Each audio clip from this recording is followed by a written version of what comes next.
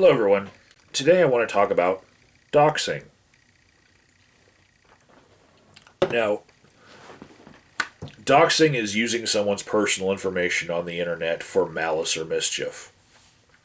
And it's very important that if you want to protect yourself from doxing, that you must recognize that each piece of information about you is important because all of them can be used to create a web of information that will then ensnare you and get you in trouble. So, here's a list of things that you need to look out for as a YouTuber so that you can protect yourself from trolls. Number one, using your real name in your videos. Now, this could be that your channel name is exactly your real name. It could be that part of your name is somewhere in your channel name or in your videos. It could be that your email address is either your name or searchable that in a way that would show your name. It could be that you briefly said your name in your videos. It could be that somebody that you know personally in a hangout said your name to you and you responded to it. It could be that in your first videos you introduced yourself on your channel and then later on forgot and thought that you had more anonymity on your YouTube channel than you did, and all people had to do was go look at your first videos. So, be aware that your real name is something that is a really strong starting point for anyone who's looking to dox you. Number two, mail. This would be showing pieces of mail in your YouTube videos that you got. Do not think that using Sharpie is going to be enough. Be aware that ink can show through Sharpie if you're trying to redact your address off of a letter that you got. All it takes is 1 second of a flash of glare to illuminate ink through Sharpie. Be aware that if you give away prizes on your YouTube channel, someone might work extra special hard in order to win your contest so that they can get a package from you and look on the return address to find your docs. And also, unboxing videos. They are very dangerous. You could open up a package and think that you redacted your address on the outside, and then something on the inside could have your address, and you could miss that. I'm speaking from experience here on all of these issues. Number three, filming in recognizable locations. This could be going outside in your front yard and having your street address visible in a frame in your video. It could be that you went into your backyard and you have a whole bunch of redneck trophies laying around, old cars that can be seen in Google satellite images on Google Maps. It could be that you're driving along and there are a whole bunch of very recognizable restaurant names in the outside of your car area that are flashing by, and people will just take a whole bunch of those names and create an entire path that you drove. Be aware of all of that. Number four, affiliations. Now, this could be very niche groups that you can join that you could then talk about in one of your YouTube videos, where somebody could go to a meetup.com site or a Facebook group and then they could look down the attendance records. This could be going down to your city council town hall meetings and speaking at them and then showing up later on a list of speakers. This could be being a delegate for a political party in your state, and then people looking down the list to see, who was from what district. This could be sports teams that you like, if they all are from a general area. This could be your children's little league team on a T-shirt that you bought. Anything on your T-shirt that you are affiliated with. You know, this could be something that people would be able to find more information about you with. Number 5, social media. And Facebook is the worst, but there are others. Scrub all your social media if you don't want people knowing that information about you. Look in the information section, the about section, look down your timeline of things that you've posted. Look for anything that could give more information about you. Using Facebook, turn the geo-tracking off. This would be when you're instant messaging someone and it gives your location away in those instant messages. Be wary of who you add to your friends list. And also remember that people who are flagging you for having a false name, if you're using your YouTube channel handle as your Facebook name, if they flag you on Facebook for having a false name, or Google Plus for having a false name, they're trying to get you to use a real name. So be aware that whatever real name you use, they're going to be looking for. Number 6, your employer.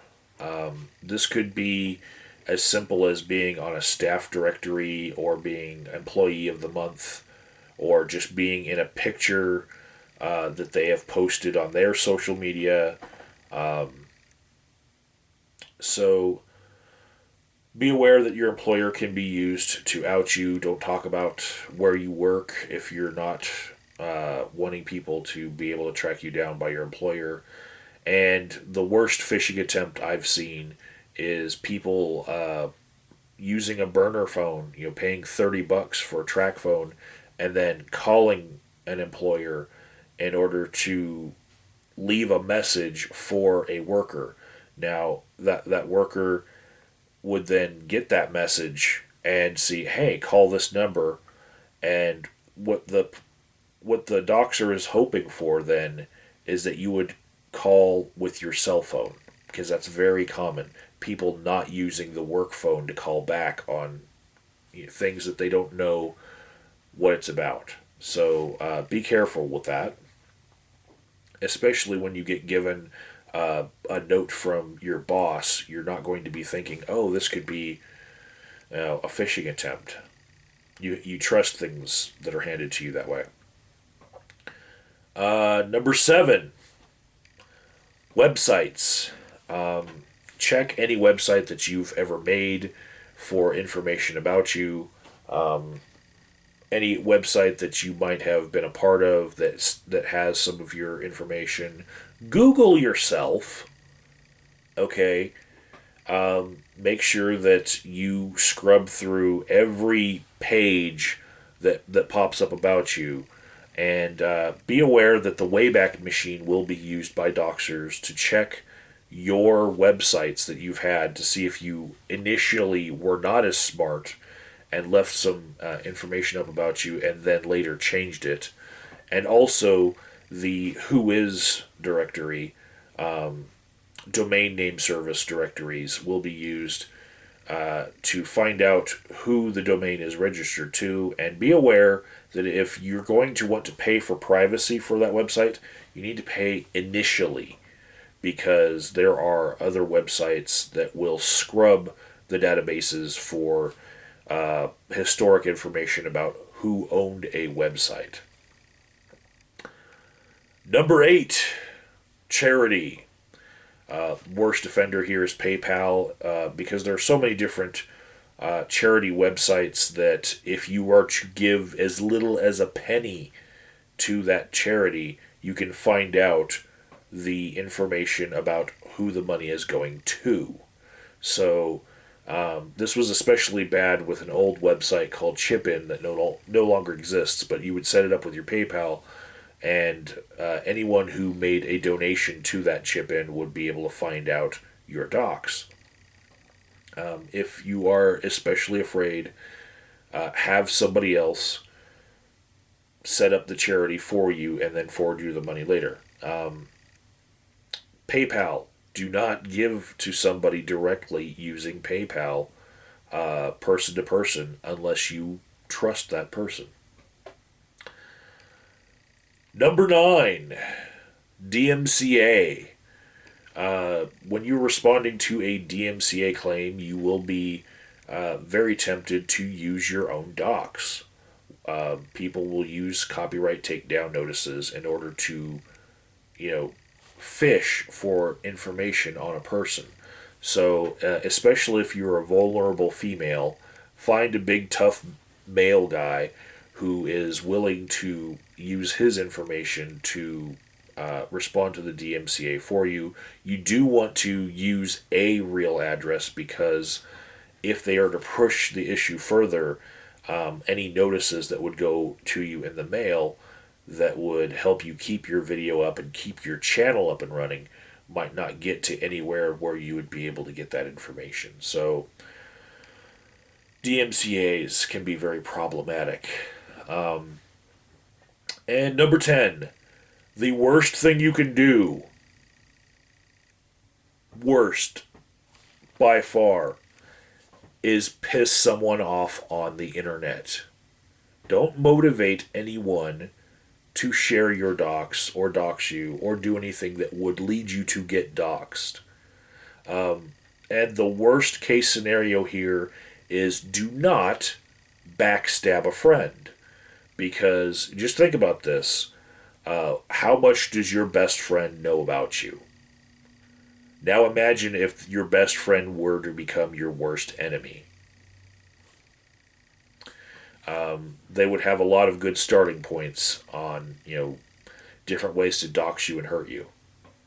And lastly, I'm going to give one bonus bit of advice, and that is do not react to phishing attempts. And this would be, let's say you watched a video like this, and then you decided to up-thumb it because all of a sudden you're scared. And then you go to things like your LinkedIn or your Facebook or your whatever social media site, and you start privating things right away.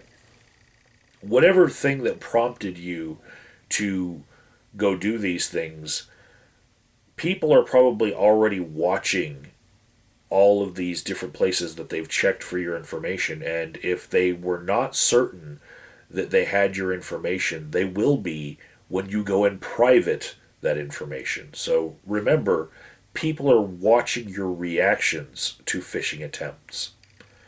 All right, that was my top 10 list of ways to get doxxed as a YouTuber, and I'm Agent of Doubt. I'll see you in the next video.